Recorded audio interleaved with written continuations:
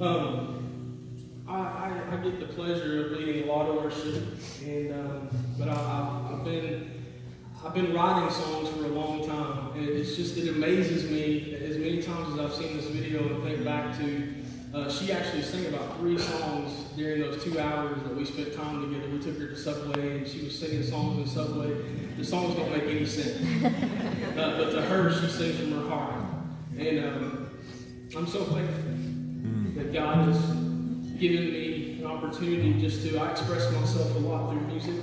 And the first song I ever written was I was 16 years old. And anyways, long story short, about a year and a half ago, God gave me the courage and the freedom and the peace to actually write 6 songs. And the title of the EP is called Broken Not Dead. It's on all the digital music platforms if you do that. I didn't bring CDs with me tonight, but I have them on my website if you'd like to order one of those. But the song I wanted to share with you tonight is this woman right here, my hero, that saw the value of life in this baby she was carrying. And then my oldest daughter, Isabella, both of them inspired this song. And she came to me, Isabella, my daughter, and she was 9 years old a couple of years ago. And she says, "Dad, you sing all these songs and lead all this worship, but you don't have a song that really tells your story." And I said, "All right, let's sit down and write one, sweetheart." And this is a song that came out of that. It's being played on the radio, actually internationally, all over the world, on different radio stations and things. I'm blessed to have it, but it's called I Know. So let it be a blessing to you. You gave me life when I had no chance. You gave me hope despite my circumstance. You gave me peace when I was on my knees, desperately searching for an answer to heal my broken heart, to take away all my scars. And I know that you will always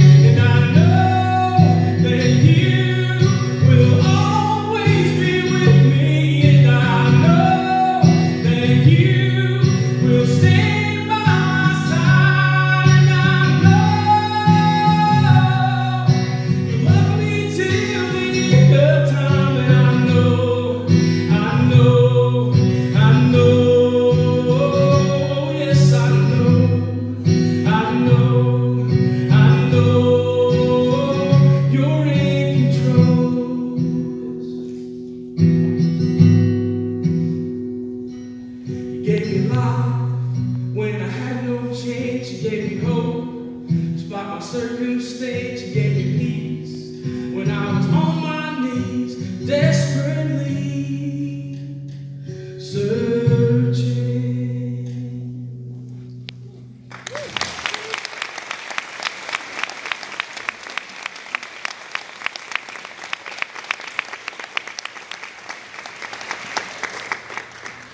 Thank you. How many of you guys know tonight that He's in control? Yeah.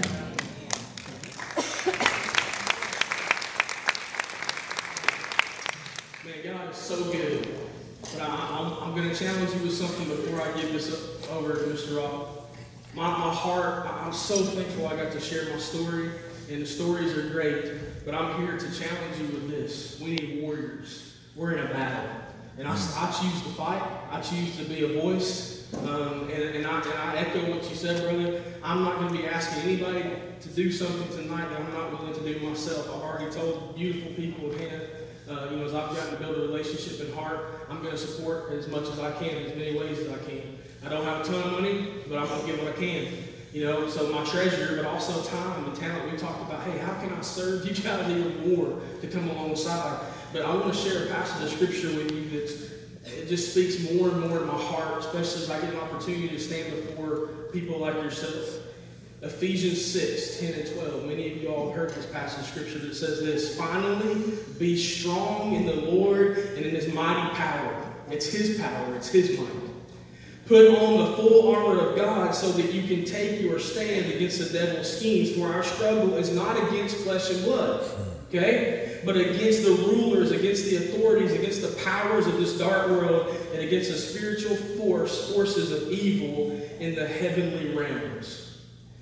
Can I just think about something with me? The devil does not want me here tonight speaking. Okay? We got stuck on an airplane for an hour next to this big guy. You know what I'm saying? Like waiting for the plane to take off. Come on. Devil, you're not going to win today. Flee. My video wasn't working. Right? I had 4 different options, right, of mediums, DVDs and YouTube and flash drives. But devil's not winning. Right? You saw it happen. And then, guys, look at this. There's abortion clinics and all these things, but the battle's not against flesh and blood. Look at Moses. What did they try to do? What did the devil try to do to take Moses out? Kill all the babies. You with me? What about Jesus? What did they do? The devil tried to take him out. Let's kill all the babies. Just think about this. It's a silent Holocaust that's going on right now. You want a generation that can't glorify the Lord? Take them out. Just think about it. The devil did not want me to survive, but then God. You want to know where my name came from? Steventhen. Right? Now, a little old lady in church will tell you, every time the devil meant something for evil, you know what happened? But then God. She said, God gave you that name, son. You know what I'm saying? You're created for purpose. I believe that. It's not about me, but for his glory. But really what happened was my mom speaks a little bit of a lisp. When she was in the hospital, she wanted to honor her brother and her dad. So I want to name my son Stephen, then William. And whoever recorded that name that day, by the grace of God, heard it as Steventhen. And that's the way they wrote it, exactly the way she said. I literally am the only one in the world that has that name. That's why I look. People are like, man, do you not understand the power of owning your website? Like if it was David.com, you'd be a millionaire. But I'm like, yeah, but nobody wants to name their website Steventhen. Then what? And I'm like, then God. Listen to me, people. Listen to me. I told you we're coming back to time, talent, and treasure. Think about this. We give time, we give our talents, we give our treasures and things we believe in. We believe that's worth fighting for. Okay? So my heart, before I leave the stage, my heart is this organization, is Hannah worth fighting for? And I'm going to say yes. It's a beacon of hope. It's a beacon of light.